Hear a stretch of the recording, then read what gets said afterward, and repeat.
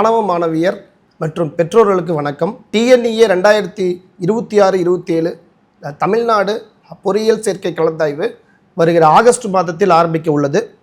இந்த சூழ்நிலையில் எந்த கல்லூரியை தேர்ந்தெடுப்பது, அந்த கல்லூரியில் எந்த பாடப்பிரிவை தேர்ந்தெடுப்பது போன்ற குழப்பமான மனநிலையில் பெற்றோர்களும் மாணவ மாணவியர்களும் இருப்பார்கள். அதை பற்றி விரிவாகவும் தெளிவாகவும் எடுத்துரைக்க நமது ஈரோடு செங்குந்தர் பொறியியல் கல்லூரியின் முதல்வர் டாக்டர் வி வெங்கடாஜலம் ஐயா அவர்கள் நம்மளுடன் இருக்கிறார். மாணவ மாணவிகள் மற்றும் பெற்றோர்களுக்கு வணக்கம்.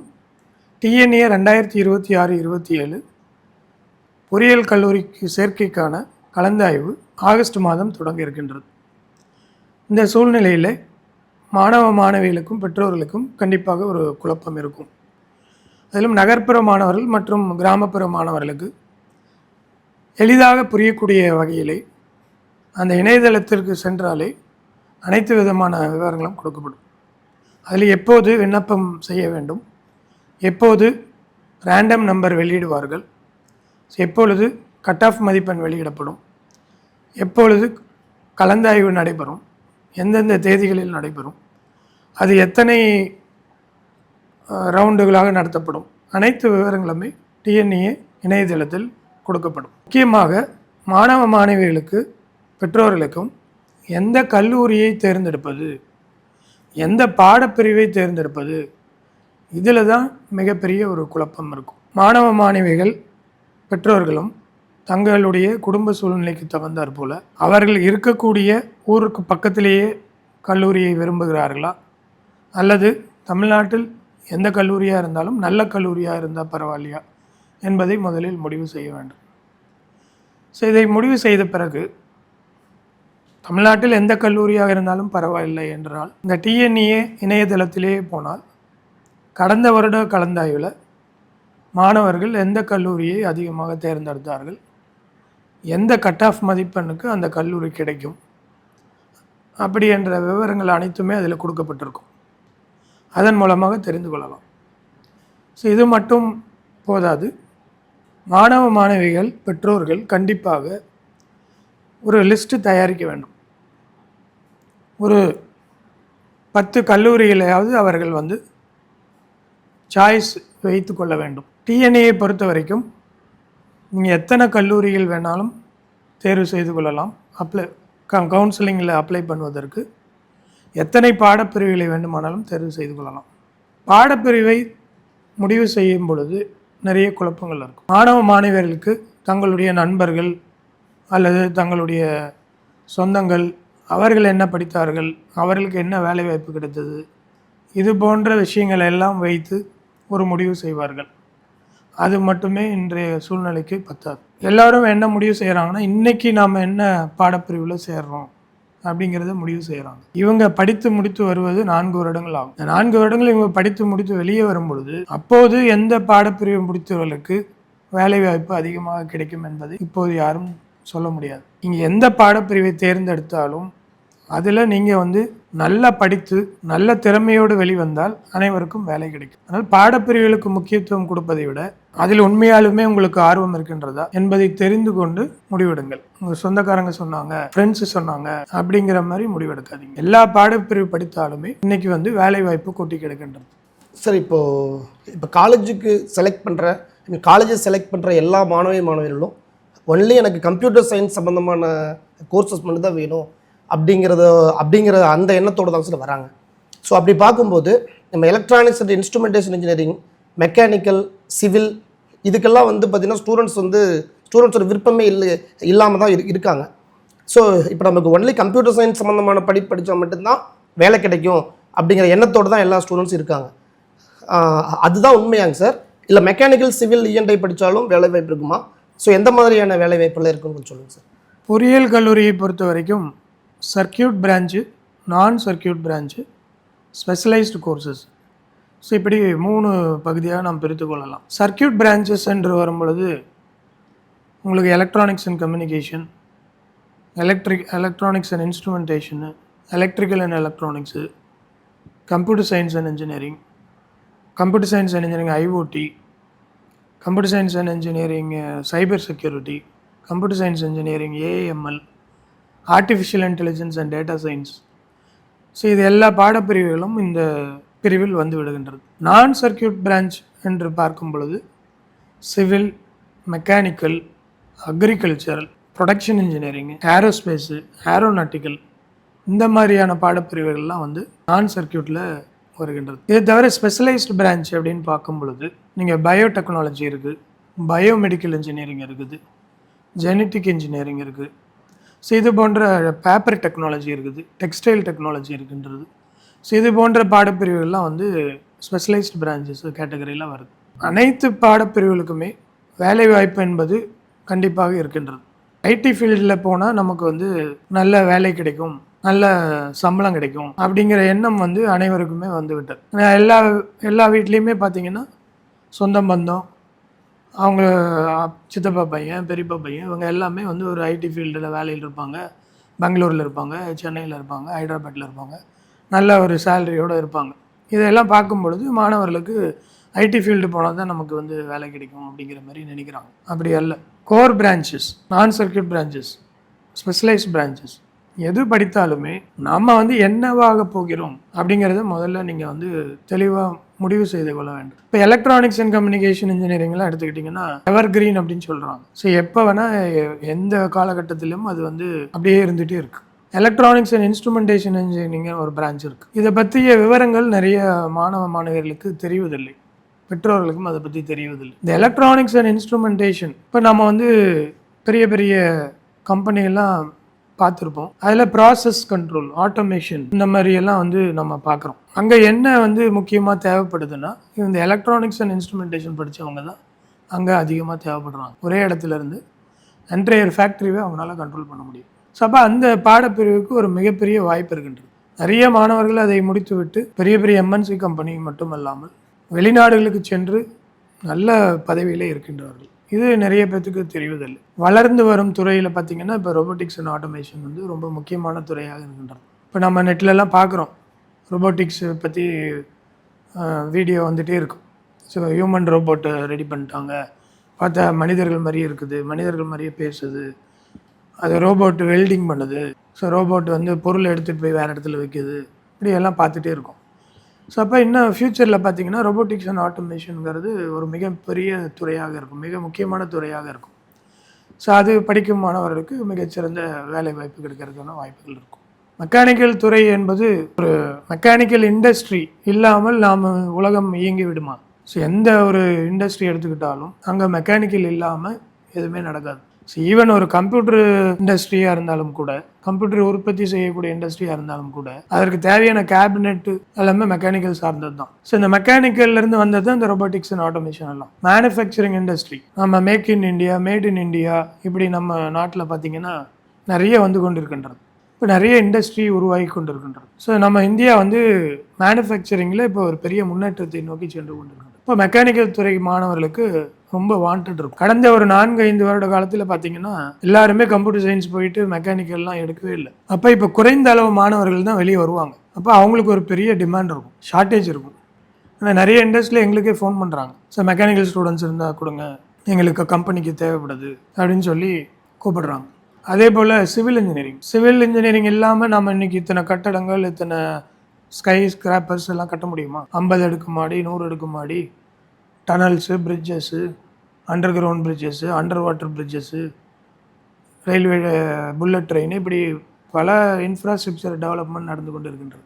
ஸோ சிவில் இன்ஜினியர் வந்து இப்போ வந்து ஒரு பெரிய டிமாண்ட் உருவாகி கொண்டு இருக்கின்றது. அதே போல் அக்ரிகல்ச்சர் இன்ஜினியரிங்கில் பார்த்திங்கன்னா இப்போ நம்ம இந்தியா வந்து வெளிநாடுகளைப் போல மாடர்ன் டெக்னாலஜி உபயோகப்படுத்தி விவசாயம் செய்ய முயற்சி செய்து கொண்டிருக்கின்றார்கள். ஸோ அப்போ வந்து அக்ரிகல்ச்சர் இன்ஜினியரிங், மாடர்ன் டெக்னாலஜி, இதெல்லாம் கண்டிப்பாக நமக்கு தேவைப்படும். அதே போல் ஒரு பயோமெடிக்கல் இன்ஜினியரிங். ஸோ இப்போ மெடிக்கல் ஃபீல்டில் ஒரு டாக்டர் படிக்கணும்னு ஆசைப்படுறாங்க, ஆனால் அவங்களுக்கு கிடைக்கிறது இல்லை. அவர்களுக்காகவே இந்த ஃபீல்டு இருக்குது, பயோமெடிக்கல் இன்ஜினியரிங். ஸோ எல்லா ஹாஸ்பிட்டலும் இப்போ வந்து மாடர்ன் டெக்னாலஜி வந்து கொண்டே இருக்கின்றது. ஸோ ஒரு ஸ்கேனர் எக்யூப்மெண்ட்டு, பல விதமான உபகரணங்கள் வந்து கொண்டே இருக்கின்றது.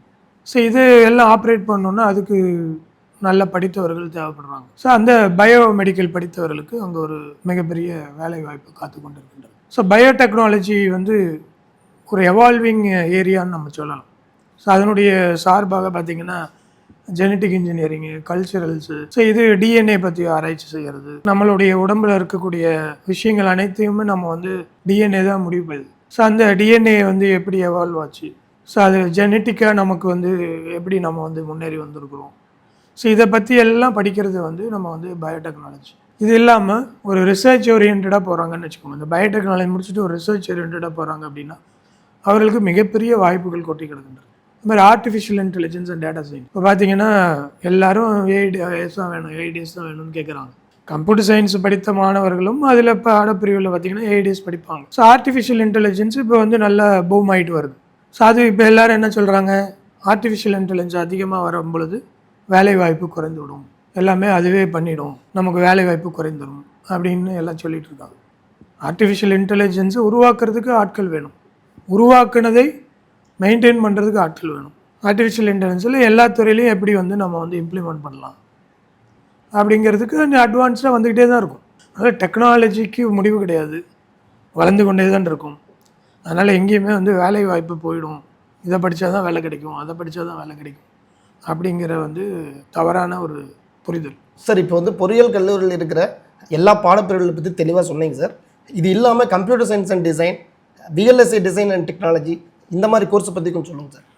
So computer science and design அப்படின்னு ஒரு கோர்ஸ் வந்து நமது கல்லூரியிலும் இருக்கின்றது, நிறைய கல்லூரிகளில் அந்த பாடப்பிரிவு இருக்கின்றது. ஸோ இந்த பாடப்பிரிவு எதற்காக என்றால் குறிப்பாக டிசைனிங்க்கு இம்பார்ட்டன்ஸ் கொடுக்கணும். ஏன்னா எந்த ஒரு விஷயமாக இருந்தாலும் அங்கே வந்து ஒரு டிசைன் அப்படிங்கிறது தேவைப்படும். ஸோ அது சாஃப்ட்வேரில் நம்ம வந்து என்ன மாதிரி டிசைன் பண்ண போகிறோம், இல்லை ஒரு ஏஆர்விஆரில் வந்து எப்படி வந்து நம்ம டிசைன் பண்ண போகிறோம், சரி ஒரு மேனுஃபேக்சரிங்காக இருந்தாலும் அதை நம்ம எப்படி டிசைன் பண்ண போகிறோம் அப்படிங்கிறது முக்கியமாக இருக்கும். விஎல்எஸ்ஐ டிசைன் சொன்னீங்க. இப்போ எலக்ட்ரானிக்ஸ் அண்ட் கம்யூனிகேஷனில் ஒரு பிரிவாக விஎல்எஸ்ஐ டிசைன் அண்ட் டெக்னாலஜின்னு ஒரு பாடப்பிரிவு வருகின்றது.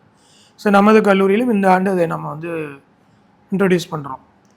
ஸோ இப்போ நம்ம இந்திய அரசாங்கம் செமிகண்டக்டர் மேனுஃபேக்சரிங்க்கு ரொம்ப முக்கியத்துவம் கொடுத்து கொண்டிருக்கின்றார்கள். செமிகண்டக்டர் சிப் மேனுஃபேக்சரிங் அப்படிங்கிறது நம்ம இந்தியாவில் வந்து இது வரைக்குமே இல்லை. டிசைனிங் இருக்குது, டிசைன் பண்ணுறாங்க, வெளிநாடில் கொடுத்து மேனுஃபேக்சர் பண்ணுறாங்க.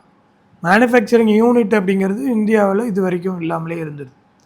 ஸோ அதுக்காக தான் நம்ம இந்திய அரசாங்கம் வந்து ஒரு டாட்டா கம்பெனியோட டைப் பண்ணி இப்போ குஜராத்தில் வந்து ஒரு செமிகண்டக்டர் இண்டஸ்ட்ரி ஆரம்பிச்சிருக்காங்க. ஸோ இது ஆரம்பித்தது உடனே நிறைய வெளிநாட்டு நிறுவனங்கள் நம்ம இந்தியாவில் வந்து செமிகண்டக்டர் மேனுஃபேக்சரிங் இந்திய கம்பெனிகளோடு சேர்ந்து மேனுஃபேக்சர் பண்ணுறதுக்கு ஆரம்பிக்கிறாங்க. அதனால் செமிகண்டக்டர் துறையை பொறுத்த வரைக்கும் நம்ம இந்தியாவில் இன்றைக்கி மிகப்பெரிய ஒரு வேலை வாய்ப்பு கண்டிப்பாக இருக்கும். இன்ஜினியரிங்னு படித்தாவே ஏதாவது ஒரு இண்டஸ்ட்ரிக்கு தான் வேலைக்கு போகணும் அப்படிங்கிற கான்செப்டில் தான் மாணவியர் இருக்காங்க சார். பட் இப்போ வந்து பார்த்திங்கன்னா நம்ம ஸ்டேட்டில் பார்த்திங்கன்னா எக்கச்சக்கமான ஐஏஎஸ் ஆஃபீஸர்ஸ் வந்து எல்லாம் இன்ஜினியரிங் முடிச்சவங்கள இருக்கிறாங்க சார். ஸோ அப்போ இன்ஜினியரிங் படிக்கும்போதே அந்த மாதிரியான கவர்மெண்ட் ஜாப்க்குள்ளே ப்ரிப்பேர் பண்ணுறதுக்கு என்ன சார் பண்ணணும்?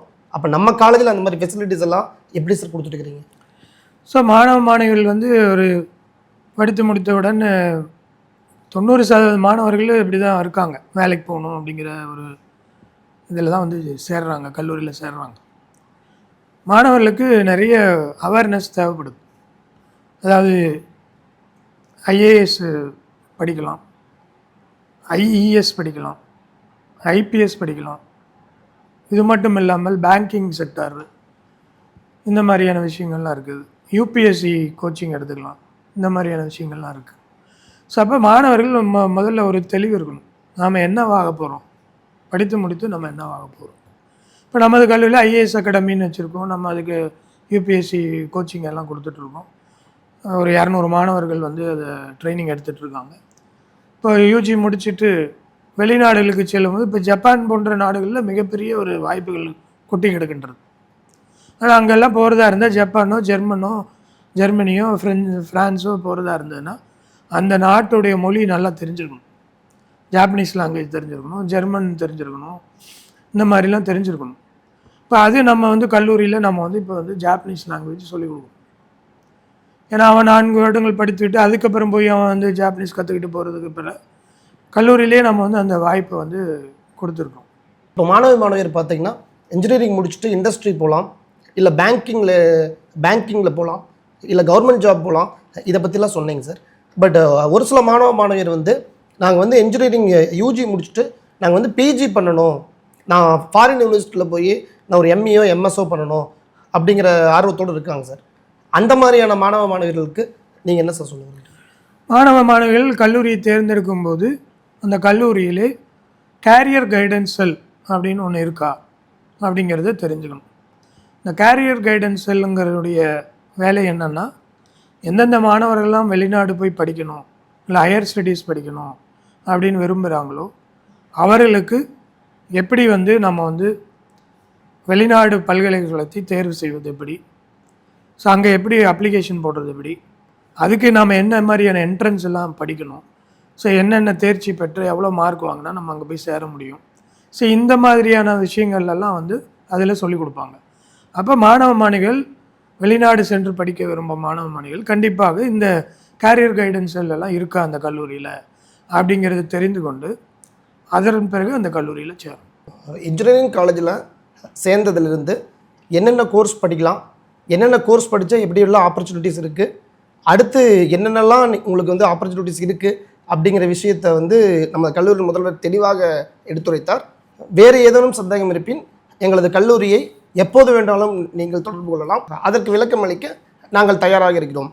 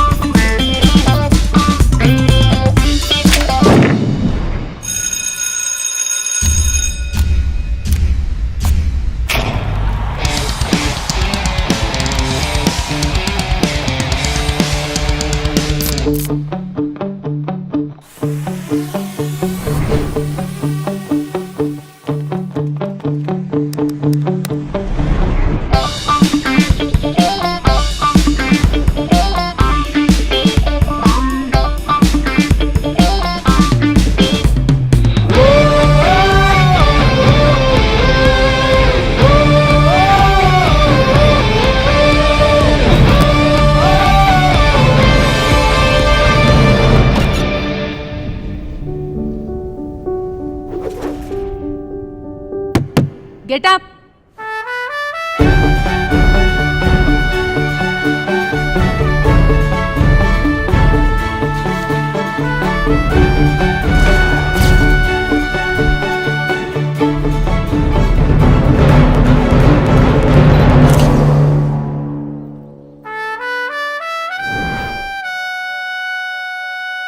Empowering minds, shaping future. E-Road Sengundar Engineering College, Perundurai, E-Road. Counseling code 2707. Admissions open.